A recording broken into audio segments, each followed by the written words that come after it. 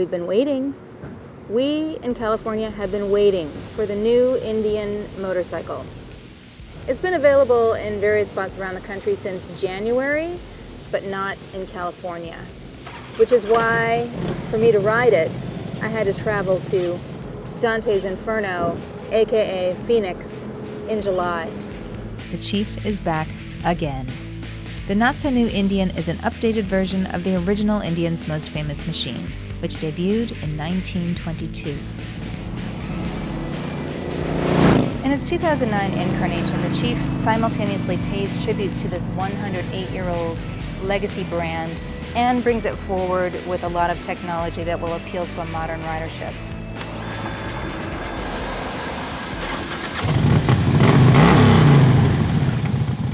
Let's start with the motor, which is absolutely gorgeous with its rounded cylinder heads. It's a piece of art in and of itself.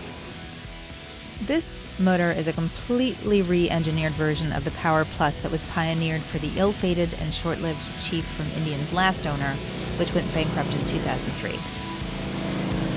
At 105 cubic inches, this motor is bigger than what was on the Gilroy Indian. It's also larger than the stock Harley-Davidson motor, but it's just slightly smaller than what's on Harley's CVO line. I'll admit, I'm a little bit of a whore for power. And this bike has gobs. It's torquey, even better, it's friendly, and it's just super smooth.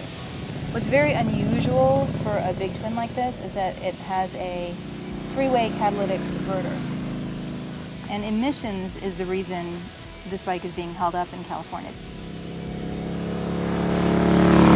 The transmission on this 6-speed isn't annoyingly crunchy, it's smooth, and even better, when you're wanting to find neutral, you actually can.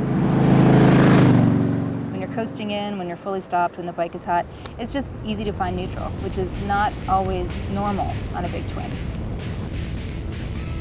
I'm a big fan of this machine. It looks great, and it exceeded my expectations for a heavyweight. It's huge, but it doesn't really handle like it's huge.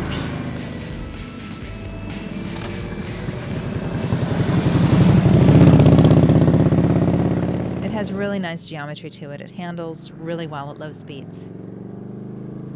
The new Indian Chief hasn't cut any corners when it comes to paying tribute to the original, such as the classic Indian red on this particular machine.